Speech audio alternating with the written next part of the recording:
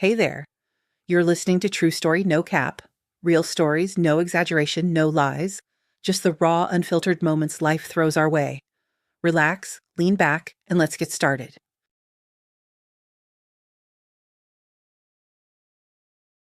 The park breathes silence and tranquility, offering weary city dwellers a respite.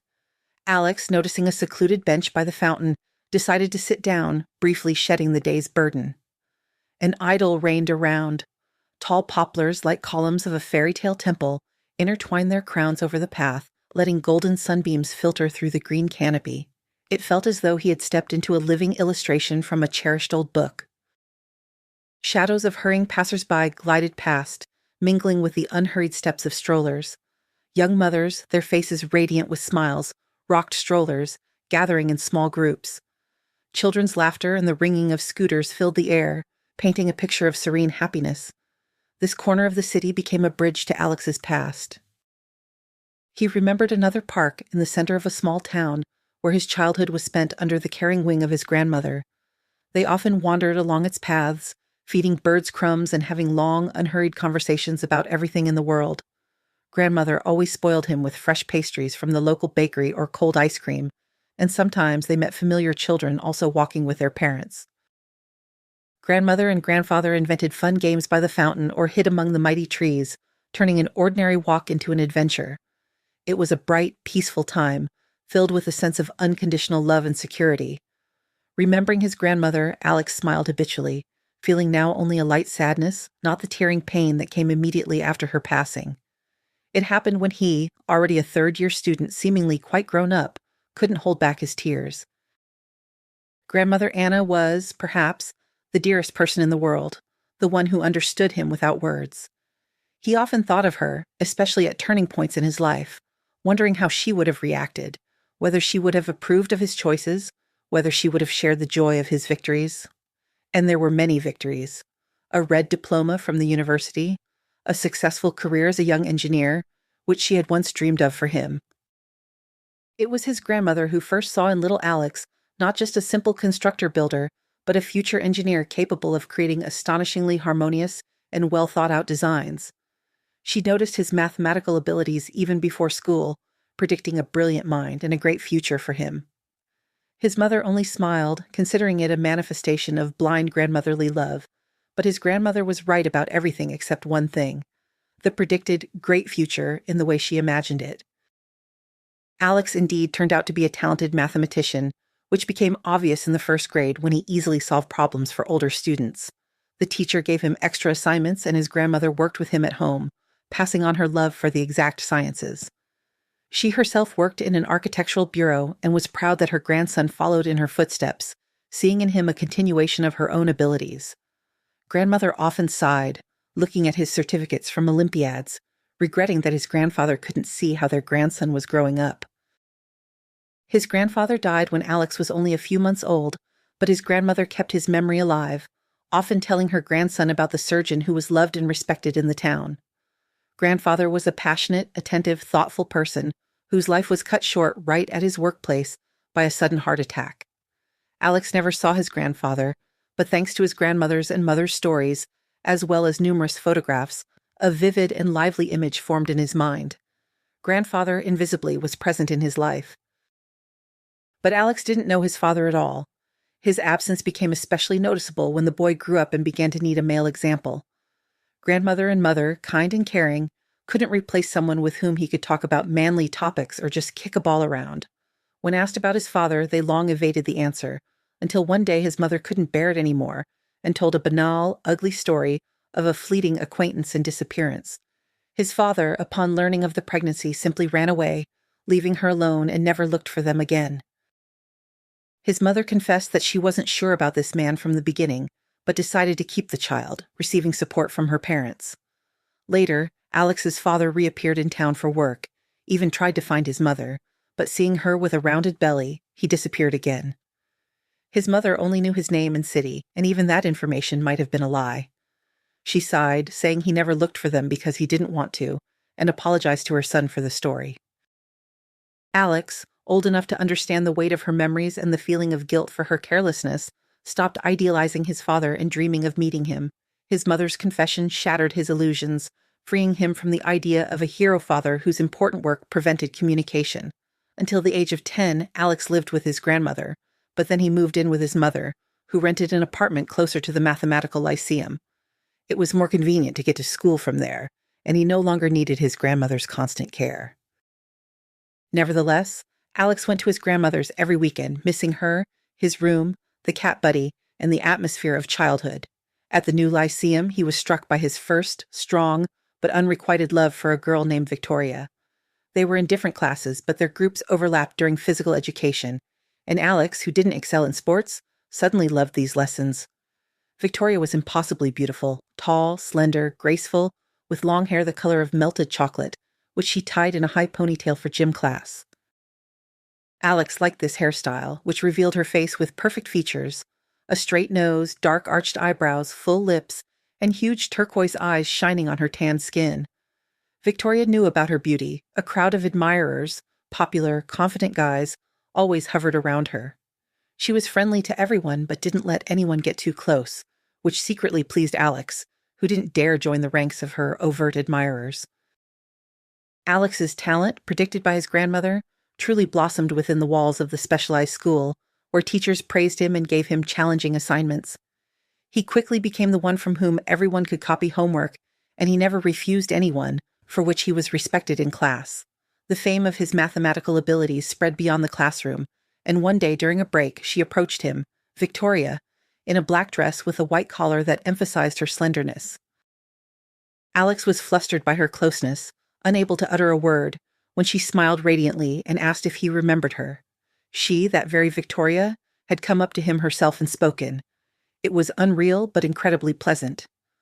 After a slight hesitation, Victoria explained that they had been given a difficult math test that would decide her quarterly grade and asked him for help. Alex was ready to move mountains for her, and of course he agreed. Victoria's turquoise eyes lit up with joy, and she impulsively hugged him, saying he was great and that the girls in his class were right to say so. After that incident, they didn't become friends, but Alex suddenly started to exist for her. She noticed him in the corridors, greeted him warmly, sometimes exchanged glances during gym class, or said something insignificant, but the main thing was, she noticed him.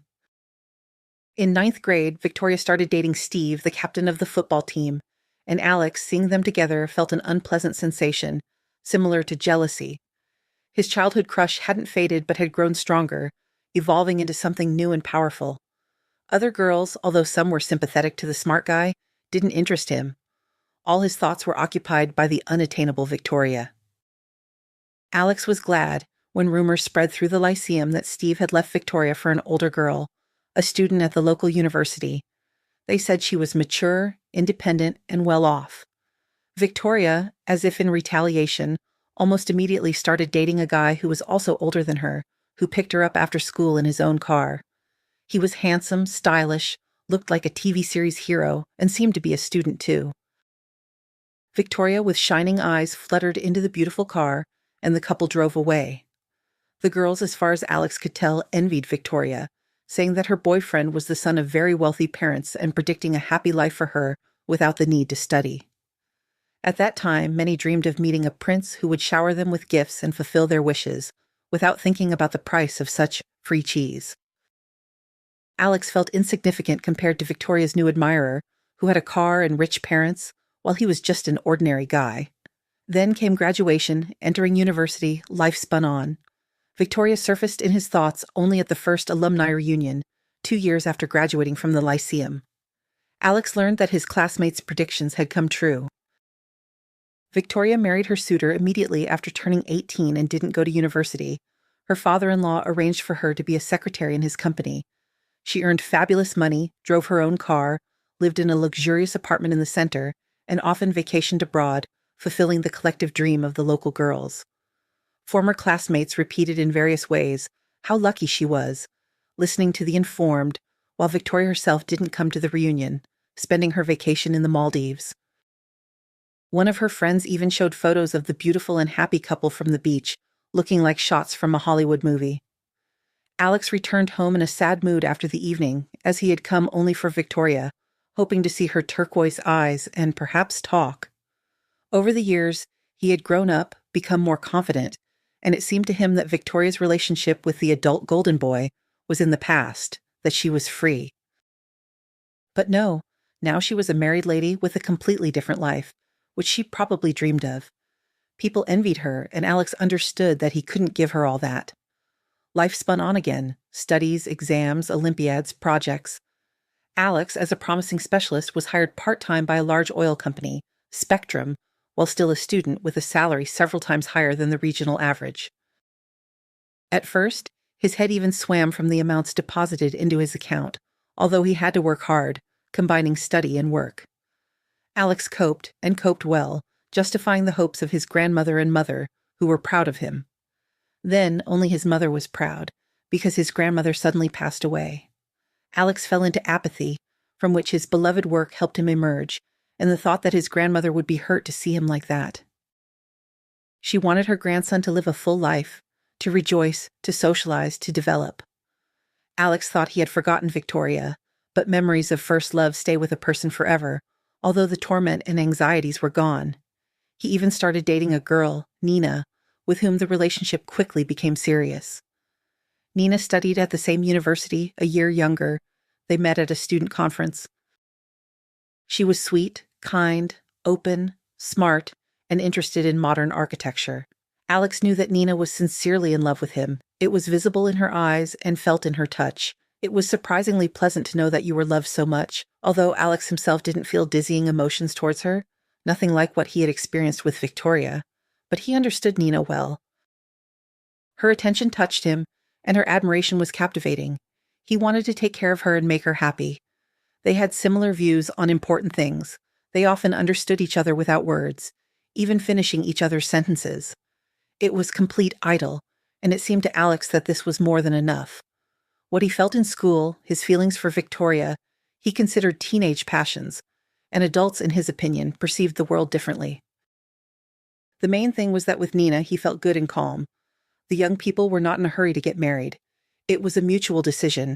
They were happy together as they were. First, they wanted to establish their careers, get on their feet, and no one doubted that they would marry sooner or later. It was a settled matter. Alex finished university first and immediately received a full-time job offer at Spectrum with a salary that had increased several times. The volume and complexity of tasks increased, but he managed. Nina received her diploma next and, on the recommendation of the rector, got a job at an architectural bureau.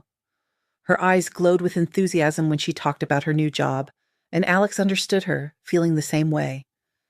Nina moved in with Alex into his own apartment, which he had managed to buy and renovate. They lived like a most ordinary family and, of course, planned a wedding, as they had been together for so long, and all their plans were coming true. They decided to postpone having children but formalize their relationship. Nina dreamed of a summer wedding, a light white dress, a photo session by the river, and Alex supported all her suggestions. Perhaps he simply didn't care. The wedding details interested him little. All his thoughts were occupied by another major project. It happened in February. Nina went to her parents in a neighboring city for a few days, having accumulated compensatory time off. That day, Alex and his colleagues secured a large sum for an important project, and someone suggested celebrating the event. Alex gladly agreed. The negotiations had been tense, and he wanted to relax. They decided to go to a bar in the city center where, as his colleague Leo assured him, there was the best live music, delicious beer, and beautiful girls. The bar was crowded, but for the regular Leo, they found a corner sofa, and the company settled in comfortably, talking, joking, and making plans for the future. And then Alex couldn't believe his eyes. He saw her, Victoria.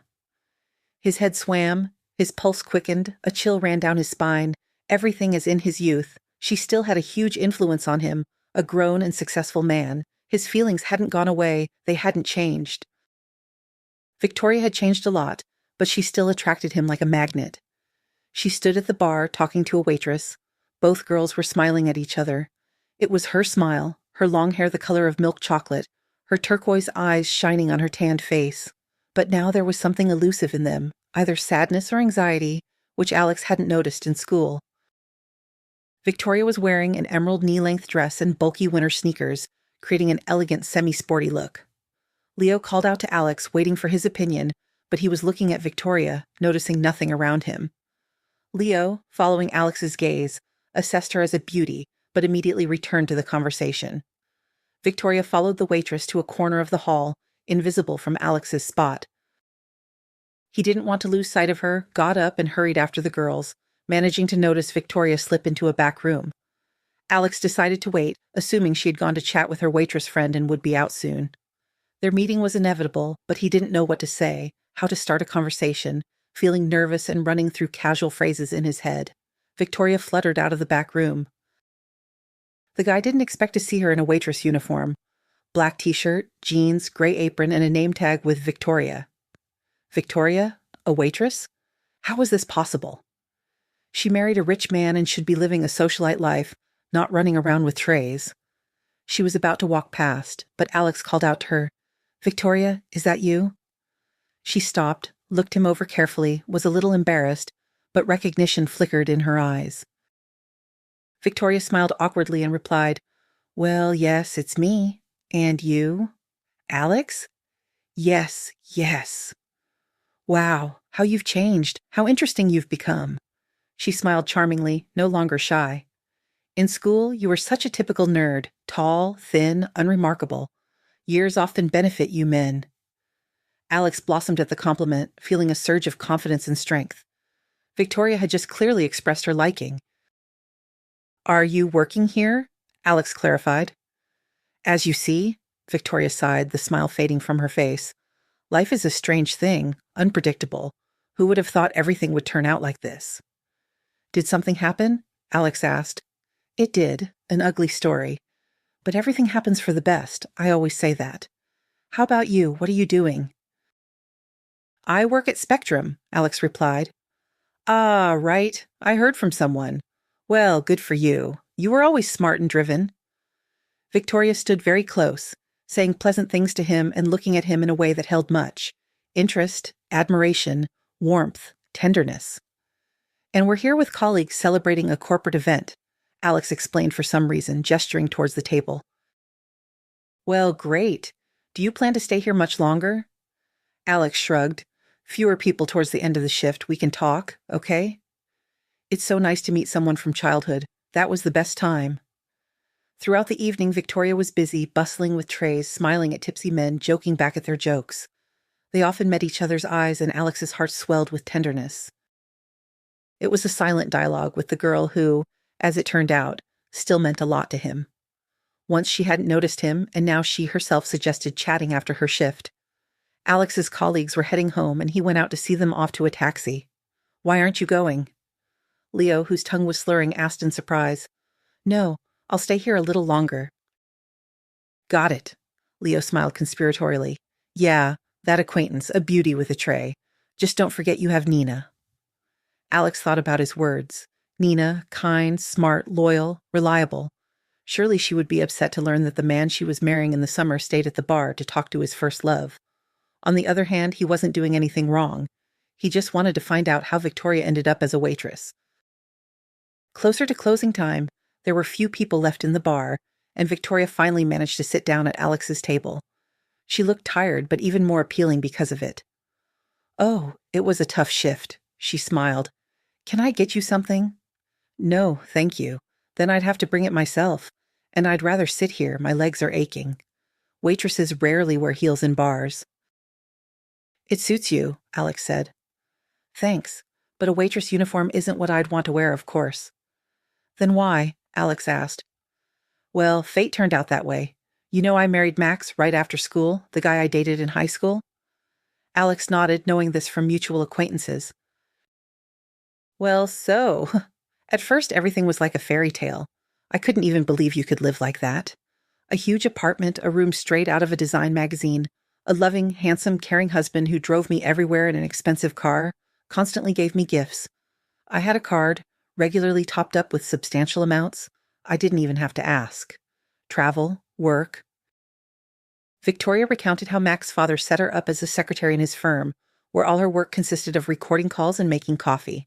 She sat in a beautiful office, read novels, played games on her phone, painted her nails, and chatted with female colleagues, changing outfits every morning. The salary was more than decent, for which others slaved away for days. She didn't even think about studying then, immersed in a beautiful, bright, fulfilling life. It seemed it would always be like this, but over time, the attentive and considerate Max began to change. He started staying late at work, then came endless business trips from which he returned with a bronze tan. Victoria, engrossed in her new life, didn't notice it right away, and when she realized something was wrong, she got scared.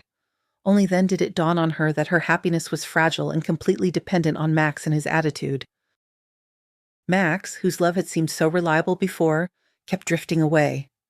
Victoria tried to fix the situation. She bought luxurious lingerie, prepared culinary delights, gave unusual gifts, even started talking about having a child, although initially they hadn't planned to rush. Max received all her efforts with complete indifference. Only the conversation about a child annoyed him slightly. "We're not ready yet," he cut her off. "It's too early to think about children. We haven't had enough fun ourselves." One day, Victoria looked through her husband's phone when he was in the bathroom and stumbled upon correspondence with a mistress named Christine. The messages were eloquent, interspersed with explicit photos and even videos. Victoria expected her husband to make excuses, but he merely shrugged, considering having a mistress a normal thing, like his father and most of his friends. In his world, men earn money and do what they want, while women endure and serve. Victoria was even ready to put up with it for the sake of a beautiful life, but she felt a threat in Christine. She tried to talk to her husband carefully without offending him, but making it clear that his behavior was unacceptable, but this tactic didn't work. One day, a scandal erupted. Max called things by their names, reminding Victoria where he had taken her from and what she had thanks to him, explaining that everything has a price. Victoria felt worthless. She wasn't afraid of losing Max, who had become repulsive to her like a pompous peacock after everything. She was afraid of losing her new life, to which she had become accustomed, and so she resigned herself. "I was disgusted with myself sometimes," Victoria sighed, looking at Alex. "But I lived with Max, pretending to be a model wife and having otherworldly love when it was needed. Something like that." Victoria endured endless infidelities and Max's condescending attitude in exchange for unlimited money. Instead of saving up for her own business or apartment, she spent everything on entertainment. Expensive clothes, clubs with girlfriends, trips to the sea, luxurious perfume. These joys helped her distract herself, feel happy, but more and more often, she felt longing and a chilling emptiness in her chest, which alcohol briefly numbed. And then Max casually announced their divorce as if it were a trifle. Victoria felt as if she had been punched in the gut. Her breath caught. She understood that she would have to return to her parents' apartment, as all jointly acquired property was registered to Max's father, and she would get nothing. Back to the shabby Khrushchev-era apartment, a perpetually drunk father, an economical mother, no profession, no savings. A banal story. It's my own fault. Victoria sighed sadly again. "Sorry for opening up like this to you. It just burst out. I'm tired of keeping everything inside.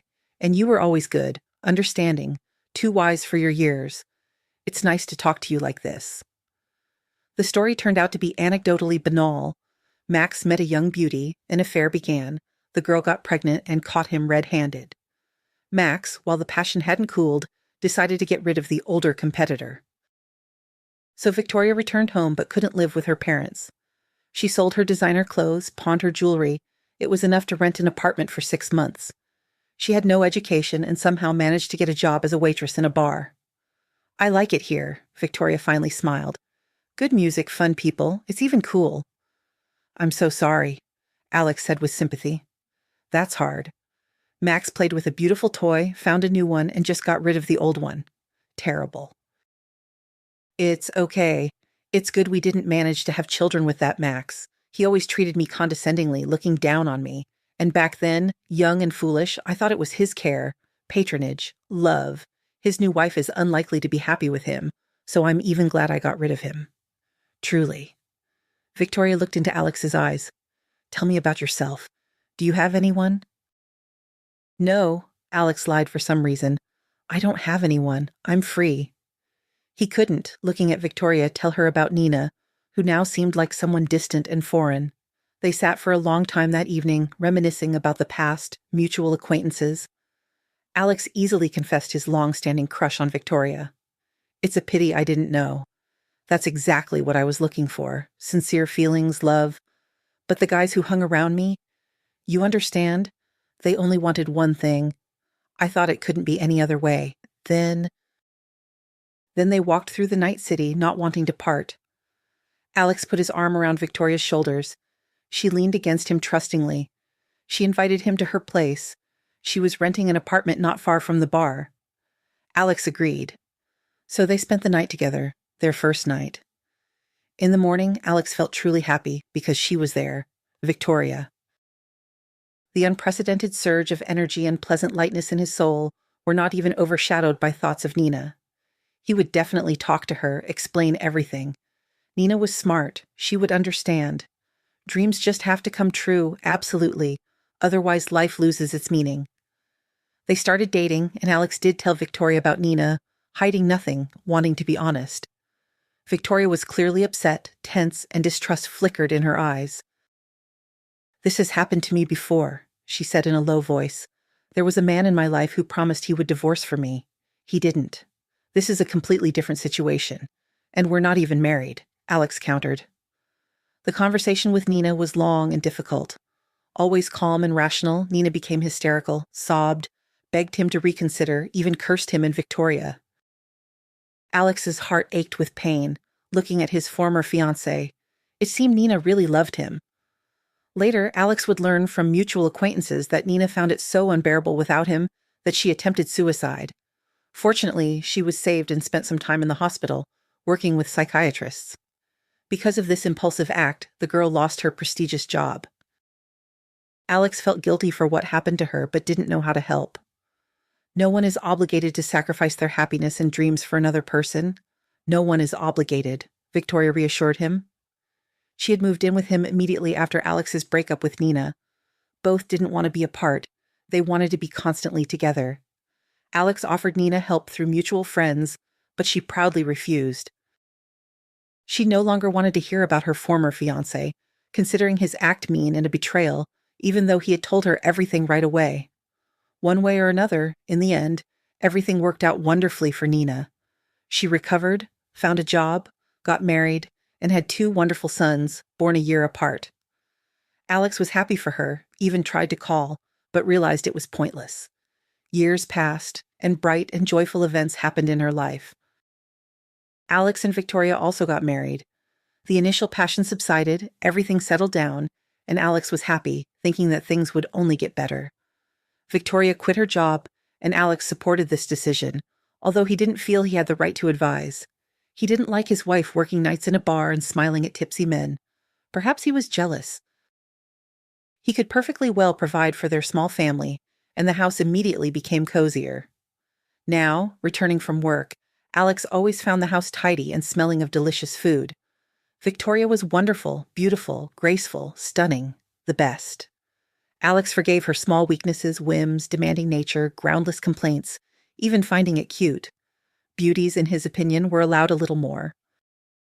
And then the unforeseen happened. The company Spectrum, where Alex had worked all these years, went bankrupt due to competitors. It was a murky story.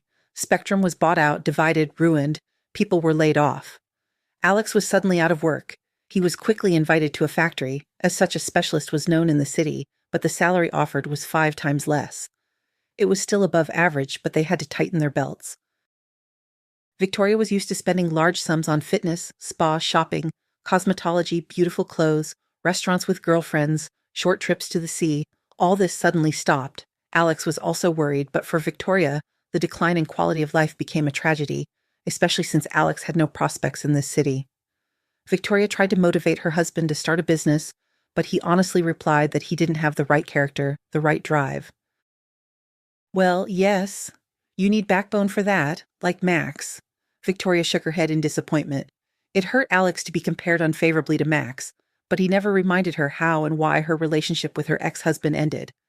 Now Victoria fundamentally refused to do housework, even though she wasn't working, stating that she hadn't signed up to be a free maid. Alex sighed and went to the kitchen himself to cook dinner, forgiving her unfair reproaches. The main thing was to preserve their relationship, not to say too much. And then Victoria announced she was expecting a child. The man was happy, deciding that the baby would bring them closer, although the future mother was clearly not thrilled and even considered termination. Alex talked her out of it. The pregnancy was difficult. Victoria felt unwell, her back and stomach ached, her mood constantly changed. She blamed Alex for all her misfortunes, claiming he couldn't provide for his wife and child, which was why she was suffering so much. The man felt guilty, but no matter how hard he tried, he couldn't earn more. His salary was decent by city standards, but Victoria needed more. Alex thought that after the child was born, Victoria would change, as pregnant women often have hormonal fluctuations. But no. Mila appeared, and Victoria immediately fell into a prolonged apathy. Her daughter brought her no joy. The only feeling the new mother seemed to have for the baby was irritation.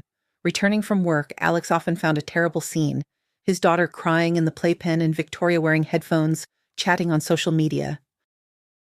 The man tried to talk to his wife about raising their daughter carefully, trying not to offend her. A child at this age needs attention, warmth, care. Are you suggesting I spoil her? Victoria flared up. Pick her up every time she whimpers, babble nonstop, forgetting about myself? No, of course. But... At this point, Victoria would interrupt him, showering him with accusations that made him feel worthless. Victoria screamed that she needed rest, that she had suffered for 9 months, given birth, and now was forced to be with the child around the clock without help. You can't send me to the sea. We don't have money. You can't hire a nanny so I can do what interests me. You have no right to tell me anything at all, so just be quiet. There was so much hatred and contempt in her voice and gaze that Alex was lost, feeling utterly worthless. It was painful to realize that the person closest to him saw him as a pathetic failure, especially since he knew how sweet Victoria could be. When he worked at Spectrum and had money, everything was fine. So it was his fault. He couldn't adequately provide for his family, and everything was falling apart. Coming home, Alex readily took on household chores. Cooking, cleaning, playing with his daughter, and he even enjoyed it. Mila, in his arms, missed her dad, and order gradually returned to the house. Alex hired a nanny, since his wife found it so difficult, but Victoria remained dissatisfied even then. They didn't get along. The nanny had the audacity to point out Victoria's shortcomings in handling the child, and they had to part ways. The next nanny was less talkative, and Victoria spent her time shopping and at spa salons. Of course, she couldn't live life to the fullest as before, but Alex tried to ensure his wife's card always had money for her entertainment. He understood that women on maternity leave needed to relax, but Victoria's behavior could hardly be called relaxation. She lived some kind of separate life, only coming home to sleep, sometimes showing up drunk and cheerful in the early morning. Alex worried about her, still loved her, and hoped it was a postpartum state. Although Mila was almost a year old, he saw how other mothers behaved, walking with their daughters, going to clinics. He noticed the love with which they looked at their babies, how carefully they handled them, how they cooed. Mila didn't see any of this. Her mother was cold and indifferent, only touching her daughter out of necessity, not approaching her unnecessarily, not playing with her or singing her songs. Alex even tried to start a business, thinking that money would fix everything, but nothing came of it. He only lost his savings. He was already thinking about a family therapist, feeling that problems couldn't be hidden, and even found a specialist. But before talking to his wife, an event happened that changed everything. One day, Alex stayed late at work and returned later than usual. Victoria was still not home. A nanny was with Mila, a saintly woman who patiently endured the irregular hours and Victoria's antics. Victoria often returned late, or rather early in the morning, especially on Fridays, surely at a club with friends again. She had long ceased to consider it necessary to inform her husband. Alex dismissed the nanny and made himself dinner. Mila was sleeping soundly in her crib, the poor child, deprived of her mother's love. The perpetually busy father also couldn't give her enough attention, and the man constantly worried about this. Alex entered the bedroom and looked around. His heart tightened with a premonition of trouble. Something was wrong. He realized Victoria's things were significantly fewer. He rushed to the closet, the dressing table, much was missing. The jewelry box Alex had given her in better times was gone, along with her favorite designer dresses and many small items. Victoria had only taken the most cherished and valuable things, and this list clearly didn't include her husband. A little later, in the kitchen cupboard, Alex found a note that explained everything. It turned out Victoria had met a businessman from Germany, George, on social media. An obliging correspondence quickly grew into something serious. George was captivated by Victoria's appearance, her sensuality, sincerity, tenderness. Victoria knew how to present herself in a favorable light, and Alex sighed heavily, thinking how George would look at her if he lost his fortune. George visited Victoria several times. They met, fell in love, made plans. Victoria left for him, filed for divorce, wrote a refusal of her daughter, and had it officially notarized. The document lay beneath the note, written proof of what Alex had long known. Mila was not needed by Victoria. Victoria didn't find the strength to tell him everything to his face, acting this way. Alex felt the ground give way beneath his feet. He still loved Victoria even this way, distant, cold, capricious, and hoped she would come to her senses, become her old self, and they would be happy. He had almost no doubt about it. But Victoria left, abandoned him and Mila, fled to a new life, bright, prosperous, interesting, and pleasant for her. In the note, Victoria asked him not to look for her, not to contact her. Mila, do what you want with her. Raise her yourself or give her to an orphanage. You also have the right to refuse and start a new life. This child was a big mistake. And our marriage, apparently, too. It just seemed to me when we met in the bar. It just seemed something was possible between us. It didn't work out. We are completely different, not suited for each other. But I still wish you personal happiness. Be happy just like I am. The letter ended there. Alex couldn't believe that Victoria was like this, a real monster, cold and calculating. Give Mila to an orphanage? He had no one closer than his daughter now. Before, it seemed there was still Victoria, that she would recover, become sweet, caring, loyal. Financial difficulties were common, and they weren't poor. They just couldn't throw money around, but had everything they needed. Alex reluctantly admitted, Victoria was with him only because of the money. She was in a desperate situation and looking for someone to pull her out of poverty, to support her. Such a person was found, and Victoria was happy for a while, twisting the smitten Alex around her finger. When he lost his high-paying job and money became scarce, she started looking for another option, and the child was no obstacle. Victoria indeed never reappeared. She lived in Germany. Alex saw photos on social media. He tried to contact her but was immediately blocked. Victoria wasn't interested in her daughter, and Alex couldn't understand this. It seemed to him that eventually her heart would ache for the little girl, but it didn't happen. Alex resigned himself to fate until it presented another sharp turn. A year later, Mila was diagnosed with a rare blood disease. Genetics had debuted, as the professor explained. It would have happened sooner or later. Mila was only 4 years old. Endless examinations began, continuous treatment.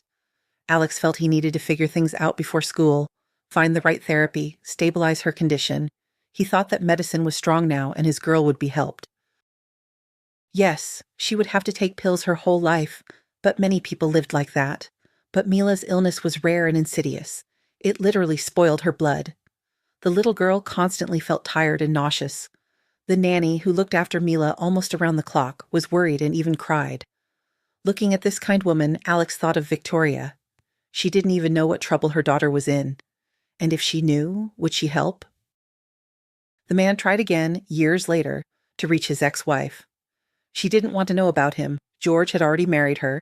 They had a young son, Mila's half-brother. From photos on social media, Victoria was a doting mother to this child. This gave him hope. Perhaps now she understood the importance of a mother to a baby. Perhaps the news of her daughter's illness wouldn't leave her indifferent. Maybe she would help, find a German professor, and Mila would recover. But Victoria absolutely refused to communicate with her ex-husband or know about her daughter. However, Alex did manage to tell her what had happened through one of Victoria's friends. She asked me to tell you to forget about her existence, as if she doesn't exist at all, as if she died, the friend relayed. After this conversation, Alex understood that he would have to rely only on himself. There was no more hope for Victoria. She had completely erased her ex-husband and daughter from her life. Alex continued the fight for Mila's health alone. He had no one closer or dearer. Mila grew up as absolutely her father's daughter and looked at him with eyes full of adoration. Alex couldn't let her down. Mila grew into a kind, smiling girl. Despite her illness, she tried to enjoy life. Alex never ceased to be amazed at the simple things that filled her with delight. A butterfly on a leaf, the dance of snowflakes, a creeping cat. "Daddy, look how beautiful." The little girl pointed to things that had previously evoked no emotion in Alex, and the man understood that his daughter was right. These were truly stunning sights. Alex tried to spend every free minute with his daughter. He enjoyed listening to her thoughts and making plans for the future. Mila dreamed of becoming an artist and traveling the world with exhibitions. Looking at her drawings, Alex understood that this was possible. The little girl had talent. He enrolled her in an art club, but she couldn't attend because of her illness. The illness drained her strength, made her susceptible to infections. But Alex found a way out. He started inviting a drawing teacher to their home. The middle-aged woman immediately fell in love with Mila, this radiant little girl who exuded tenderness. But she wasn't getting better. The illness was progressing. The illness is rare, little studied, genetic. Genetics are always complicated. The girl drew an unlucky ticket, Alex heard from the doctors. All the doctors said the same thing. Only a few people study this ailment. The queues to see them are miles long. The treatment is expensive, requiring scientific research. Some patients manage to achieve remission. Nothing helps others. Alex knew all the professors dealing with this disease. There were few of them. In Russia, only two, Miller and Taylor, both in Moscow, and both impossible to get an appointment with. Huge queues. Consultations cost so much he'd have to take out a loan. Their time was booked a year in advance. He was constantly told to call back in a couple of months. He called every week but heard the same answer. No appointments, call later. There was almost no hope left of getting an appointment. Alex tried to contact professors abroad, but it was even more difficult there. Alex felt devastated and helpless. He looked at his daughter, who was fading day by day, becoming weaker, paler. Shadows had settled under her turquoise eyes. Watching this was unbearable. Alex managed to get a transfer to the Moscow Research Institute of Hematology for a supportive course. This didn't solve the problem completely, but bought time, which he literally fought for tooth and nail. He knew that even medical luminaries might not help, but he had to at least try. After all, there were patients who had recovered. There were chances, and not small ones. If only he could reach these professors, get through to them. Alex took leave from work. He would go to Moscow with his daughter himself. He wouldn't put this on the nanny. And it was time to spend time with his child. If Mila feels better, we'll go to the zoo to Red Square. It'll be a great vacation. Mila was admitted to the day hospital.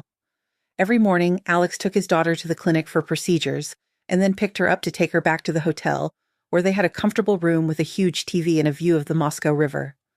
Alex hoped that after rehabilitation, the girl would feel better, as had happened before. Mila would get sick. They would take her to the hospital, injections, medications, IVs, blood transfusions, and she would temporarily revive, gain weight, her cheeks would pinken, she would become lively. This was what Alex was counting on, but this time it didn't work. Mila remained weak, she even stopped drawing. It was hard to hold pencils. She lay in bed all day. "What zoo?" Alex asked the doctors. They shrugged, explaining that the illness was taking its toll. It happened with such children. Supportive therapy wasn't radical measures. It was outside the competence of general doctors. In Mila's case, experiments, an individual approach, targeted help were needed. Everything pointed to the fact that the girl needed to see Taylor or Miller. Alex tried to get his daughter admitted to the hospital for round-the-clock observation. Her condition was worsening. The unhappy father was afraid that something terrible would happen one night or day, and he would be alone and unable to help. "No beds available," the doctors replied. "And there are no urgent indications. This is her condition. It's stable and expected. Emergency help is not needed." Alex understood. Mila was fading. If he didn't arrange to see one of the professors now, while they were in Moscow, if he took his daughter home after rehabilitation, nothing would help her. This thought made him break out in a cold sweat. And Alex decided no, he wouldn't leave.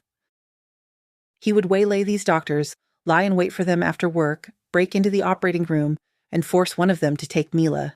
Even if he had to go to prison later, he would achieve his goal. The desperate father was ready for anything, and now Alex was sitting on a bench in the park for precisely this reason. Opposite, across the road, was the hospital where Miller worked. Taylor had unexpectedly been sent to a conference. Only Miller remained, whose workload had increased.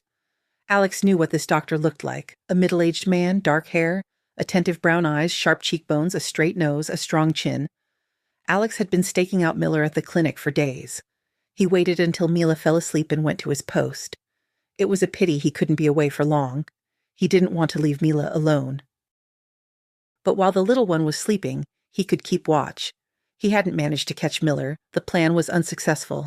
He needed to get into the hospital, find the doctor, force him to take Mila. First beg, then maybe threaten.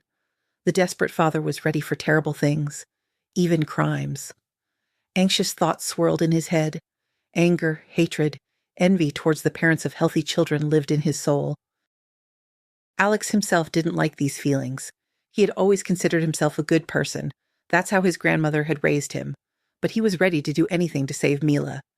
If necessary, he would take one of Miller's relatives hostage, and then he would have to take Mila. The consequences for him would be terrible, but at least Mila would stay alive, if he was lucky. "Why are you so sad?" A clear, ringing voice distracted Alex from his gloomy thoughts. The man turned around. A thin little boy, about 7 years old, slightly older than Mila, was sitting next to him on the bench. Big blue eyes, a turned-up, freckled nose, a curious gaze. The boy badly needed a haircut. His long, light brown hair stuck out. His clothes were old, worn, clearly hand-me-downs.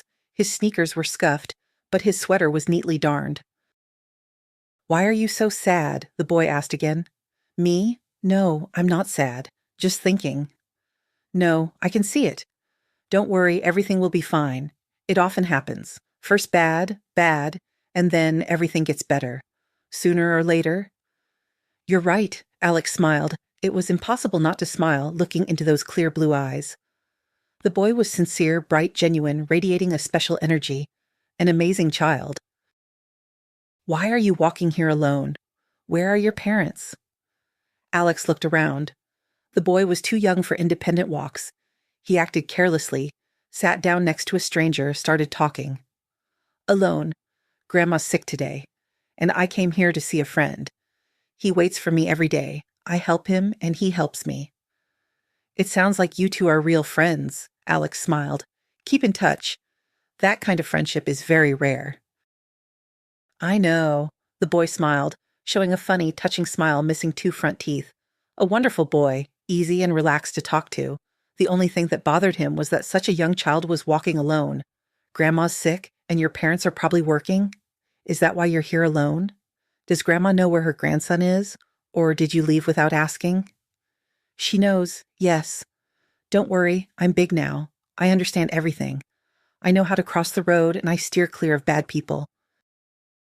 "Alex, I'm a stranger to you, someone you don't know, and you're talking to me like this.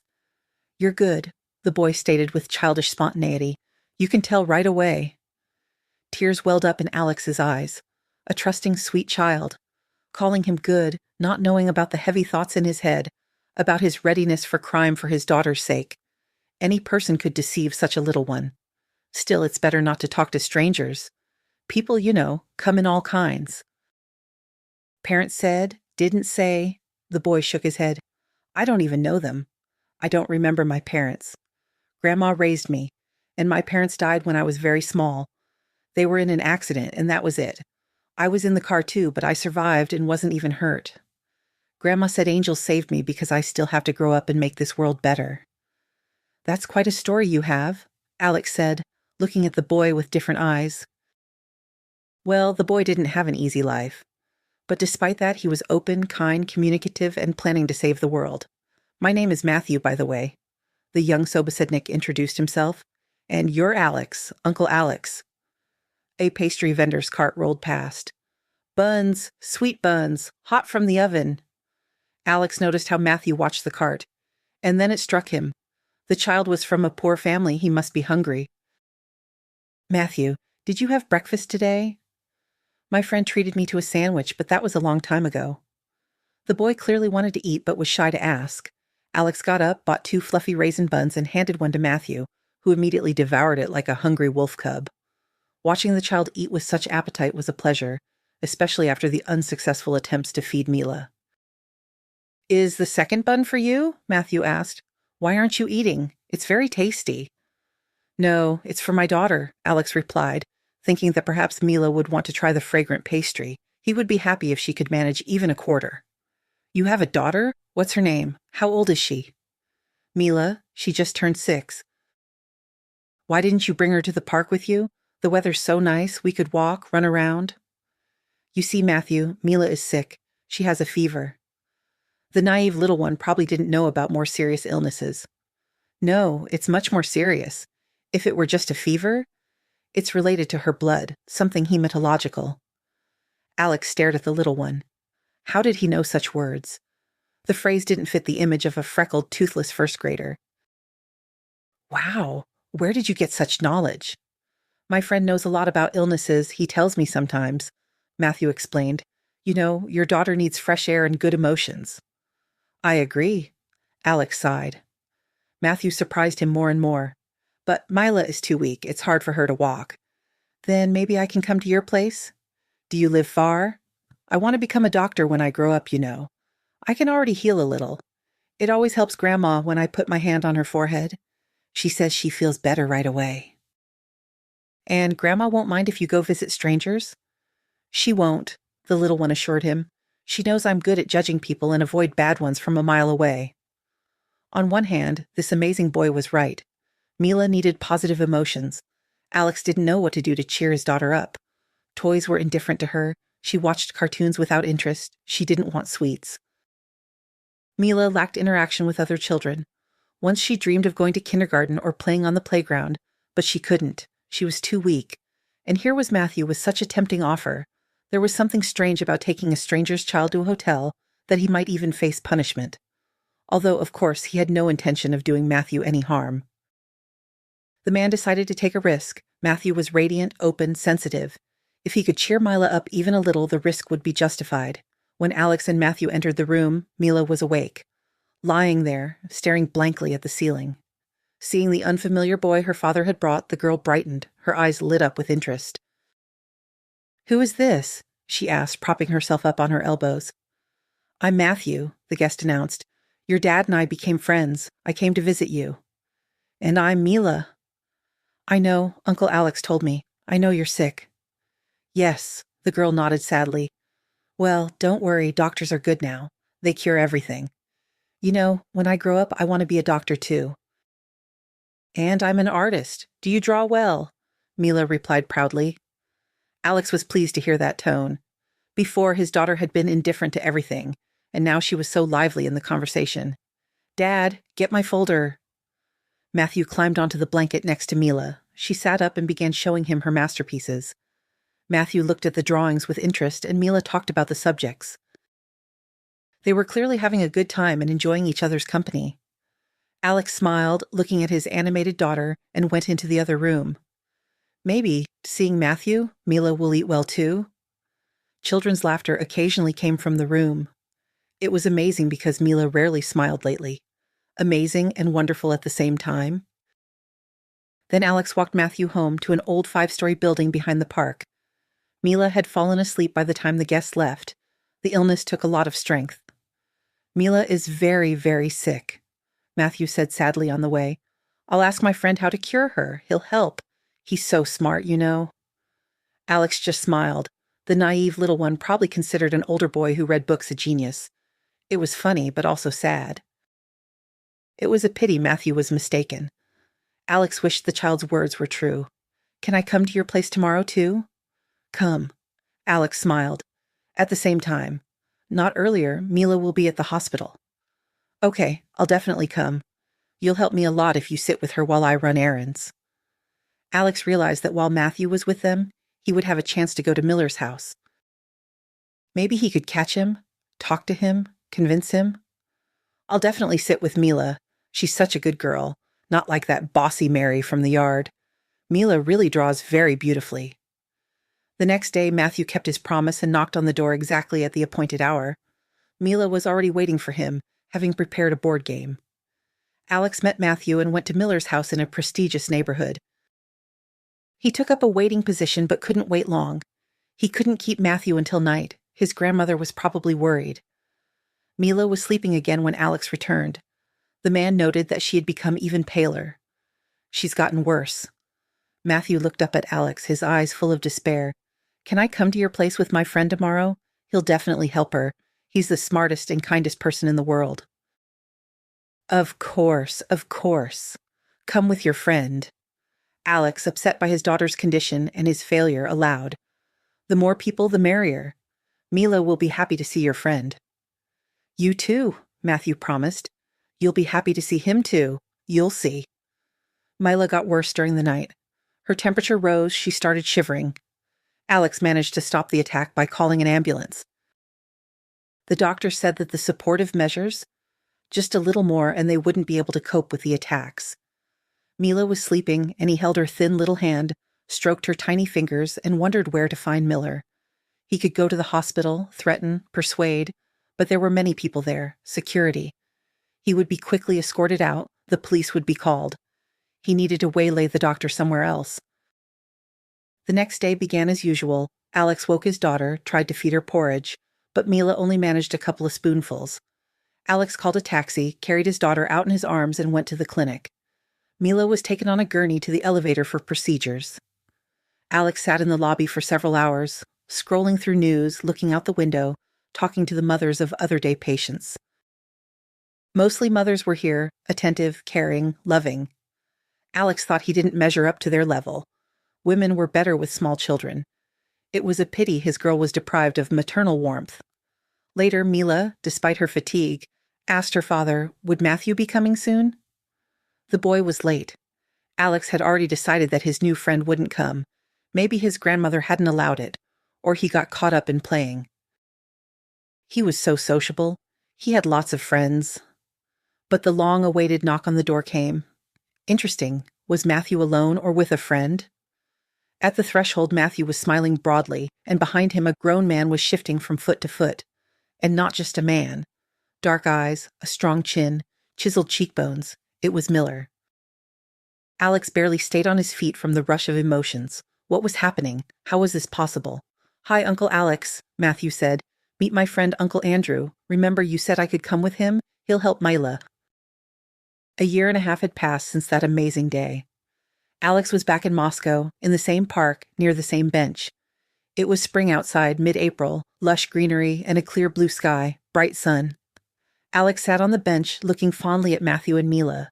The children had drawn hopscotch on the asphalt and were jumping absorbedly. Both had grown during this time, matured. Matthew was almost a teenager, with the same open gaze and a charming smile, no longer gap-toothed. He had grown taller, stronger, but hadn't lost his spontaneity and openness. Perhaps he would always remain like this, kind, attentive, sensitive, a little sage. Mila was 7 now. Alex hadn't hoped a year and a half ago that his girl would go to a regular school. At best, she faced homeschooling. At worst. It was still hard for Alex to think about that. "You beat me again." Matthew's voice held admiration. Mila smiled proudly. Alex chuckled. He saw everything, understood everything. Matthew always let Mila win so she would feel strong and agile. The boy knew she needed positive emotions and self-belief, so he tried his best. He acted as if he were 10 years older than Mila's. On that memorable day, Alex couldn't believe for a long time that Matthew's friend was Professor Miller himself. The boy had mentioned that his friend understood medicine, but hadn't said he was one of the 2 most famous professors in the country. Miller turned out to be a wonderful person. Alex told him about his trouble. While the men talked, the children played a board game. Miller was horrified by how difficult it was for people to get an appointment with him. He hadn't known about the situation. The man decided to create his own website so patients could contact the clinic directly. After a thorough examination, the professor developed a treatment plan. It was expensive, but Miller personally secured state subsidies for the girl, and the little one began to recover. They couldn't completely get rid of the illness. Mila would have to take medication her whole life. But she was no different from healthy children. She became quick, noisy, energetic, even started being mischievous, which particularly delighted Alex. It meant his daughter had enough strength for childish pranks, and that was happiness. Mila started school at the proper time, or rather, even 2 schools, including art school. Every year she had to go to Moscow for rehabilitation and examination, and both daughter and father were happy about this circumstance. After all, Matthew, the amazing boy who played a key role in Mila's fate, lived in Moscow. He also eagerly awaited their arrival. How did Matthew know Miller? How did the professor and the boy from a poor family become friends? Matthew met Andrew in the hospital where the boy's grandmother was taken with a heart attack. The little one was very worried about the only person dear to him. He cried. Miller was the one who could help Matthew. He talked to him, gave him water. They talked for a long time. All this time, the boy's grandmother both laughed and cried. When the danger passed, Miller gave Matthew the good news. By that time, the boy and the man had become friends in an incredible way. Matthew had managed to tell his new acquaintance that he intended to become a doctor, and they had even more topics for conversation. Miller was touched by the fate of the radiant little boy. He didn't want him to end up in an orphanage during his grandmother's illness and took him in. Miller's wife gladly accepted the lodger. They had a son of the same age, and the boys got along well. So, since then, Matthew had been visiting his friend Uncle Andrew at the hospital. Despite his busy schedule, he never refused the boy company and participated in his fate, understanding that the elderly woman found it difficult to cope alone. When Matthew, wiping away tears, told Miller about Mila, he couldn't remain indifferent, especially since apparently it was about the illness the professor was currently studying. Alex and Miller were now also on friendly terms. Andrew personally monitored the reports on Mila's condition. Most often, of course, they talked about Matthew. The boy's fate was now important to both of them. "Wonderful kid," Alex said. "I wish I had a son like that." "Smart and, most importantly, sensitive," Miller agreed.